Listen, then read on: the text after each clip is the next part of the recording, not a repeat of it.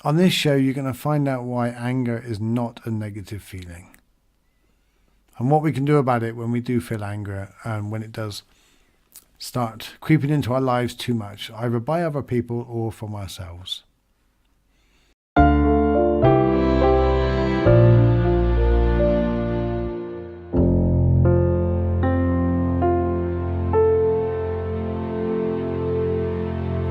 Hey, I'm Stephen Webb, and I talk about things that give you a little more peace of mind, peace of heart, and that journey from the head to the heart so we feel a little more about life. The Gottman Institute put out a anger iceberg, and one of my friends, Barbara Clark, from Beyond Affirmations with Barbara Clark, she shared it on her page and this image, and I'm going to put the image up in a moment.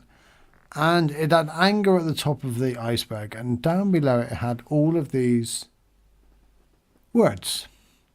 And as you can see, I've put it up now. So you can see in the top it's got anger, and that's the tip of the iceberg. And I agree with them on this part.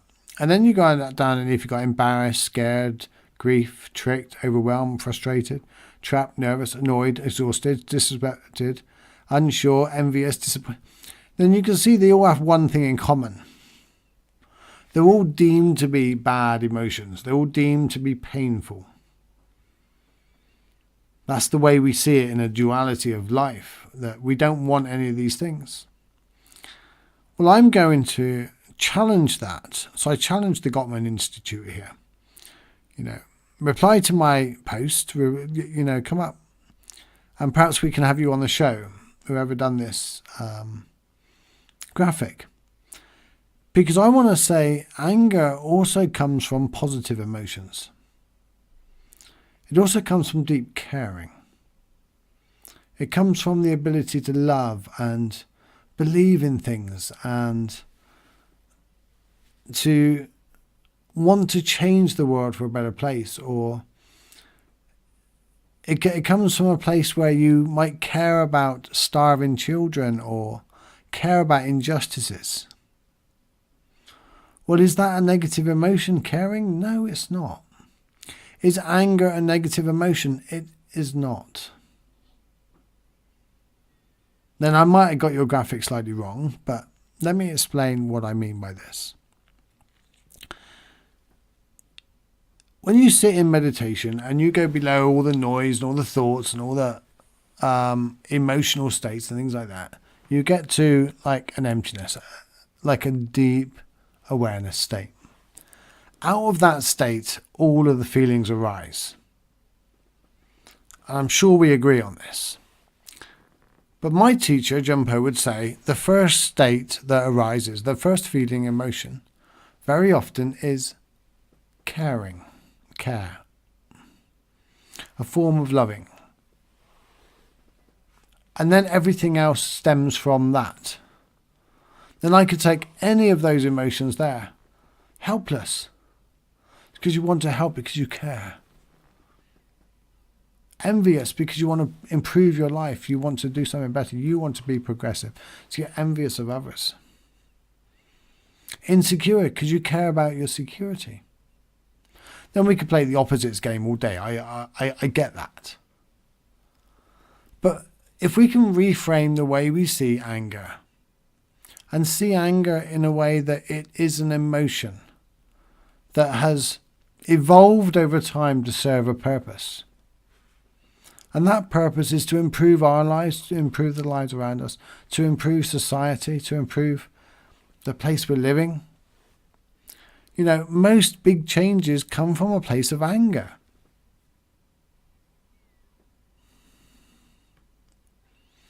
So if we look at emotions just to what they are, instead of making them into a positive and negative,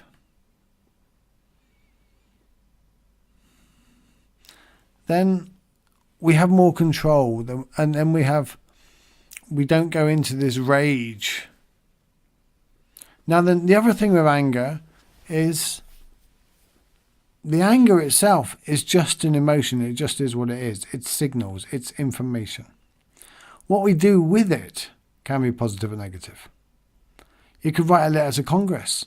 You could plant flower beds because you're angry at your local area is not colourful enough. You could be angry that the bin men are leaving rubbish on the estate, so you could go and collect it. Well, all of those are positive actions. Or you could go and just throw more rubbish down. You could go and trample on the flowers because you're not happy with the other flowers, so just go and trample the rest. They're negative. That's a regression. So you can see it's the action that makes the difference, not the emotion. And we could go through it with all of them there. Guilt, rejected, hurt, uncomfortable. What do you do with it? And I guess what you're saying from the iceberg is the iceberg is a large piece of ice found floating in the open water. What you can see from the surface can be misleading. Most of the iceberg is hidden below the water. We get that. And it's a brilliant analogy. I love the analogy. And it's true. This is how anger works. Often when we are angry, there are other emotions hidden underneath the surface. Absolutely. Absolutely. But there is many other emotions and not just ones that are seen as negative. So if we want to take control of our lives and we want to do something with our lives and improve our lives, we have to recognize that these emotions are just signals. They're information. Get the information and do something with it. To me, if you're offended, it's no different than having a hammer. You can either put up a shelf or you could smash a wall down. So you see the point. There's really no, anger is not a negative, bad thing. It's what you do with the anger that makes it positive or negative. So yeah, if anybody from the Gottman Institute is there, I'm sure you would agree. I'm sure you know way more about psychology and stuff like that than I do. So yeah, come on, let me know. Perhaps we can do an interview. That would be awesome. Otherwise, subscribe to my page. Hit the bell button so you don't miss any more videos. We talk about all kinds of stuff, but mainly it's about emotional wisdom. How can we be more emotionally wise and take all of these feelings and do something productive with them instead of something that is quite regressive? Thank you. If you head over to my website now, you can take part in a gratitude quest. StephenWebb.com. Take care, guys. Namaste.